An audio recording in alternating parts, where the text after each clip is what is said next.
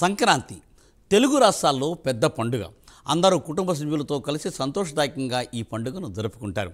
ఎక్కడ ఉన్నా ఈ పండుగకు సొంత ఊరు చేరుకుని సరదాగా గడుపుతారు. అయితే అనంతపురం జిల్లా ఆత్మకూరు మండలంలోని పి కొత్తపల్లి గ్రామస్తులు మాత్రం సంక్రాంతి పండుగ జరుపుకోవడం లేదు.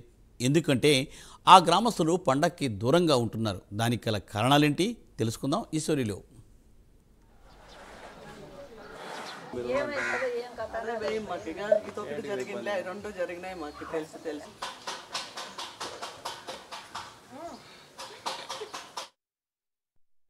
అనంతపురం జిల్లా పి కొత్తపల్లి గ్రామంలో సంక్రాంతి పండుగను ఎందుకు చేసుకోరు? కొత్త బట్టలు ఎందుకు కట్టుకోరు? ఇంటికి తోరణాలు ఎందుకు ఉండవు? ఇంటి ముంగట ముగ్గులు కూడా వేయరు. పిండి వంటలు అసలే చేయరు. సంక్రాంతి అంటే గ్రామస్తులు అసలు స్నానం కూడా చేయరట. సంక్రాంతిని పండక్కి అత్తారింటికి వెళ్ళి ఈ ఊరి అల్లుళ్ళు, అమ్మగారింటికి వెళ్ళిన ఈ ఊరి కోడళ్ళు సైతం అక్కడ ఇవే నియమాలను పాటిస్తారట. పి కొత్తపల్లి గ్రామస్తులు సంక్రాంతి వేడుకలకు గత కొన్ని తరాలుగా దూరంగా ఉంటున్నారు. గతంలో పండుగ సరుకుల కోసం వెళ్ళిన ఒకరు తిరిగి రాని లోకాలకు వెళ్ళిపోయారని, ఆ వ్యక్తి మరణంతో ఇప్పటికీ ఈ గ్రామంలో సంక్రాంతి పండుగ చేసుకోవటం లేదని గ్రామస్తులు చెబుతున్నారు. తాతల కాలం నుంచి మేము సంక్రాంతి పండుగ జరుపుకోవట్లేదు. నా చిన్నప్పటి నుంచి దాదాపు 30 years నాకు ఎప్పుడే కానీ చేసింది లేదు.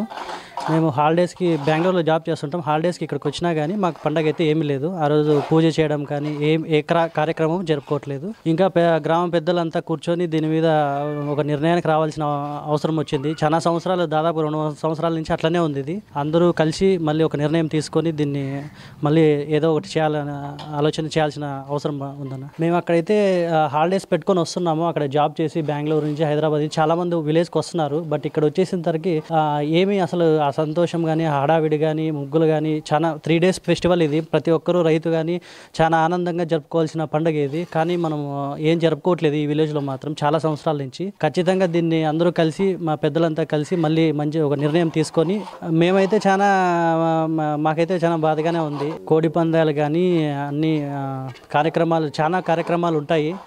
అవన్నీ మేము విలేజ్లో చాలా సంవత్సరాల నుంచి మేము అవన్నీ కోల్పోతున్నాము. నా కోడెన్లు కానీ మా ఎత్తళ్ళనింటి కానీ మేము అట్లే పాటించుతున్నాము. ఆడపిల్లలు తప్ప కొడుకులు కానీ కోడెన్లు కానీ నీళ్ళు పోసుకోము. పిల్లలు పుట్టినిండ్లు పోయినా కానీ ఆడ కానీ ఏంది ముగ్గులు వేసేది, గుమ్మడికాయ కొట్టేది, గుమ్మడికాయ ముట్టుకుండేది కానీ ఏంటివి లేవు. గొబ్బమ్మలు పెట్టేది కానీ అట్లాంటివేమో చేయనీరు. ఊరికే వాళ్ళు చేసింది తింటారు. అబ్బు తింటే ఇట్లే ఉంది మా ఊర్లోనూ. పెద్దోళ్ళు అట్లా పోయింటి ఇట్లా తింటి పాటిస్తున్నాం మేము. కానీ మా తాతలు ఏదో సంతకు పోయినారంట. సంతకు పోయిన వాళ్ళు అట్లే పోయినారంట. ఇంకా మళ్ళీ తిరిగి రాలేదంట. అందుకోసం పండుగ చేయరు. అప్పటి పంటే చేయరు. నాకు కూడా తెలియదు, వాళ్ళు అప్పుడు చేసిందే కదా కానీ మనకు తెలియదు. కనీసం అంటే ఒక 50 ఏళ్ళు 60 ఏళ్ళు అయింటుంది కదా. మా తాతల కాలం నుంచి మా పిల్లలు అడిగితే మాట చెప్పుడు. ఎందుకు నా పండుగ లేదంటే ఇట్లా పోయిందంట, ఇట్లా లేదు అని అంతే. మేము పండుగ ఏంటికి చేయమంటే పెద్దోళ్ళు ఎంత సంతకు పోయిందంట. బండి అప్పుడు ఎద్దులు బండ్లు ఇప్పుడు ఇట్లా లేవు, బస్సులు ఇట్లా బండి కట్టుకొని పోయింటే వాళ్ళు వెనక్కి తిరిగి రాలేదంట సంతకి పండుగ అని పోయిన వాళ్ళు. అందుకని ఆ పొద్దుటింటి మేమే కాదు మా అత్తోళ్ళనింటి కానీ లేదు. వాళ్ళు చెప్పుతుండ్రు ఇట్లా మీరు నీళ్ళు పోసుకోవద్దండి, ముగ్గులు వేయకూడదు అని. ముగ్గులు వేసేళ్ళా, బండ్లు కడిగేళ్ళా, పూజ లేపొద్దు, 2 నాళ్ళు ఊరికే ఉంటాం. మళ్ళీ చేతి ఏమవుతుందో అని మేము చేయము నాయన. పిల్లలు కానీ ఏం నాయనమ్మ పండుగ రాకుంటే ఎట్లా మాకు స్కూల్లో అడుగుతారు ఎట్లా చేస్తారు అంటే ఇట్లా అని చెప్పండి అని కానీ చెప్తాం. వాళ్ళు కానీ ఫీల్ అవుతారు పండుగ లేకుండా అయింది అని. పిల్లలు ఇంటికి రారు, వస్తారు, ఉంటారు. ఆడపిల్లలు వాళ్ళు రారు. వాళ్ళు మా ఇంట్లో ఉండే ఆడపిల్లలకు కానీ ఫీల్ ముగ్గులు అవన్నీ వేయాలనేది ఉంటుంది కదా.